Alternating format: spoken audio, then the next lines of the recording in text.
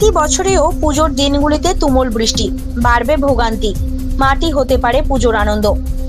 1-2 দিন নয়, এবার প্রতিপদ থেকে টানা বৃষ্টির পূর্বাভাস রয়েছে গোটা বাংলায়। বঙ্গোপসাগরে নতুন করে ঘনাচ্ছে নিম্নচাপ, এর জেরে ব্যাপক ঝড় বৃষ্টির সম্ভাবনা রয়েছে একাধিক জেলায়।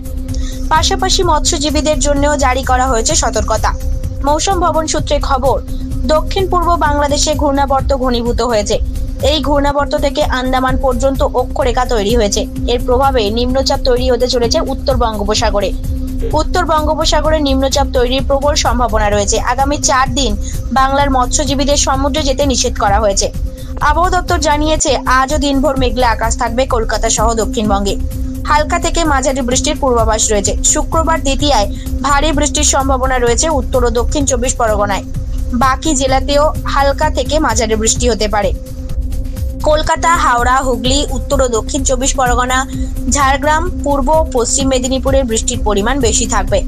দফায় দফায় বজ্রবিদ্যুৎ সহ হালকা থেকে মাঝারি বৃষ্টি হবে। দক্ষিণবঙ্গের পাশাপাশি উত্তরবঙ্গের জেলাতেও চলতি সপ্তাহ জুড়ে ঝড় বৃষ্টির সম্ভাবনা রয়েছে, তবে ভারী বৃষ্টির সম্ভাবনা নেই। ব্যুরো রিপোর্ট, জেলার বার্তা।